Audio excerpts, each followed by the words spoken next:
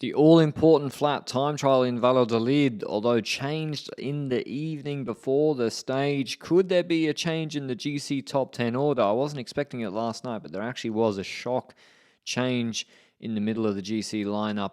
12Ks instead of 27Ks. Advantage for the small guys, I would say. Just less time they can lose in a flat TT. Advantage Vingegaard ahead of Almeida. When you've got the lead, the shorter the TT, the better. The start of the TT, though, is technical. So lots of corners. You got to slow down. Is it do you need to brake? Can you carry more speed through here? We saw Dan Holer, probably not the ideal start for a powerhouse rider like him. It's good for guys that can handle their TT bike, have a lot of power, can sprint out of the corners, but then the last 5 minutes you've got to be able to ride over 60 kilometers an hour. So Filippo Ganna was the favorite. He's been here for 2.5 weeks precisely for this sort of stage. Again, he would probably have wanted it to be in a straight line, in a tailwind the entire time, and he goes to T1 slow by his standards, 11th at T1 when all things are said and done, but then the last 5 minutes of his TT is so fast. He averages 62.5 Ks an hour for the last 5 minutes, just absolutely smashing. Big negative split, or maybe it just suited him better, and he beats Dan Holer's time by about 18.5 seconds.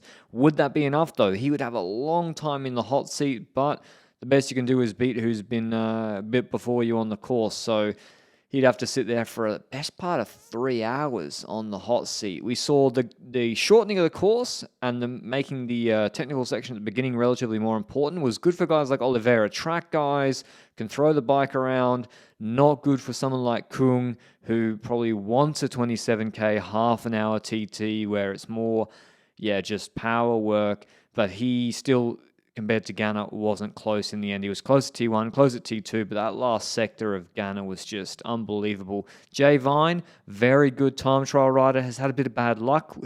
I think he might have won that Giro TT this year if he didn't have a flat tire. He's up on Kung at T1, or at least the graphic was saying he was. Then Santa de Pestel did a very fast T1. And the early starters, they get to catch guys, which is an advantage, except if they move into you at the last minute. And you get the draft off them, you get the draft off their team car. Vine up 6 seconds on Ganna at T2, but Ganna takes 7 back. Vine, it wasn't even a full second. He looks at the standings, and you can see he says to Mr. Poole, wow. And that goes to show how fine the margins are in this sort of time trial. And again, would 27Ks with a hill, because it had a hill in it, would that have suited Armorel? Would that have suited Vine more, who would have been targeting this stage versus Ganna? Maybe it just would have meant more flat road for Ganna to smash them. But a man I wasn't very confident in, I must say, for this TT was Riccatello, but his adversary for 5th or 6th was Felix Gull, who's not too crash hot on the TT bike either. And you see in this first corner, like Vingegaard, Pidcock, pretty much every rider got out of the saddle, sprinted, and in the first part of this TT, Pellizzari and Gull was so slow. So maybe Riccatello beat them in the corners. I mean, it's not the best TT ever, but you got to remember, he's tiny. It's a flat 55 kph average TT for these guys, and he's 23rd. He'll take that, and he actually ends up beating Felix Gull when you see Gull's time. We didn't see much of Pellizzari, but Gull, I've looked at the timings. Apparently, he went really fast from T2 to the finish, but his start was so slow. He loses his GC position to Riccatello, who also beats Pellizzari, who's slower than the both of them. His teammate, Red Bull on Red Bull action. Pidcock against Hindley for the 3rd spot. You see Pidcock taking that corner differently to Gull, sprinting out of it. I think for Pidcock, having these corners at the start, probably a help, given that it's going to be flat. Shortening the TT for Pidcock, probably going to be a help. So advantage him, but he did get stuffed when they changed the route on stage to Bilbao, when he could have won the stage and taken more bonus seconds. But Hindley loses out to Pidcock. He's slower than him by only a couple of seconds. So still, all these riders who've been clustered together, Gull and Riccatello, Pidcock and Hindley, Almeida and Vingegaard, the gaps remain small in the TT. Pidcock taking, as I said, about 2 seconds on Hindley. That's a very good time trial performance from Pidcock, who's having his best Grand Tour ever, I'd say. Almeida, could he take back some time on Vingegaard? If so, how much time? The shortening means it's going to be less than if it was 27 Ks if he's better than Vingegaard in the TT. And how much can Vingegaard defend? He's in the leader's jersey. He's got a 50-second buffer on Joao Almeida. He probably would have preferred a couple of hills in this time trial, and Almeida was absolutely flying. At T1, he was only about a second and a half down on the Pestle. He was ahead of Ganna, and Ganna's like, hold on. What's going on here with Joao Almeida? I've not sat in the hot seat for 3 hours to now get beaten by the second last rider. He probably got a little bit more confident when he saw T2, where Almeida was 7 seconds down, but Almeida only did the last section a little bit slower than Ganna. Vingegaard, though, loses. He must have lost a second in this corner. He thought maybe the corner was there, stopped pedaling, didn't brake, and then he's like, oh, and then he had to keep pedaling, and then he maybe enters the apex too early on that corner, so maybe he messed up a few corners. We didn't see the whole run of everybody, but he's about 3 seconds behind Almeida at T2. But Almeida does a very, very good T2 to the finish, as I said, putting about 8 seconds on Vingegaard in that section.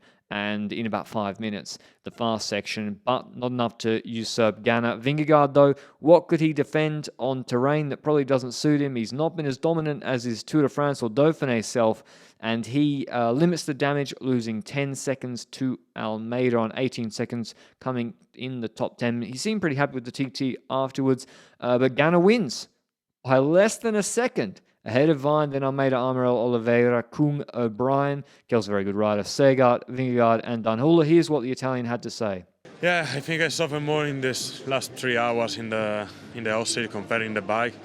The first part I didn't find the correct rhythm, and then in the final I tried to push over without thinking the number, without thinking nothing. So I'm really happy for today.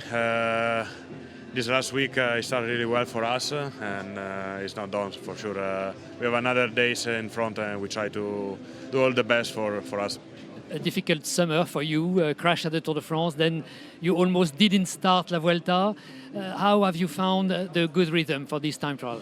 Every say after the Tour a little bit crack. Yeah, of course it's not easy back in the bike, back to fighting, but yeah, I think every time when I was in the bike to try to do my best for arrive day by day better and better to improve and keep my best condition. So we arrived today after 2 weeks really suffering this Vuelta, where a lot of meter elevation in my legs. When one guy's about 85 kilos, it's not easy to climbing, but yeah, I'm really happy, and now we see for end this week. In terms of GC, Almeida now on 40 seconds on Vingegaard. We've got Bola del Mundo on Saturday, which is a steep uphill finish. Pidcock has about 40 seconds on Jai Hindley. Pellizzari a minute or so on Riccatello, who's only 3 seconds ahead of goal. So tight gaps everywhere. Hope you enjoyed the video. I'll see you the recap tomorrow. Ciao.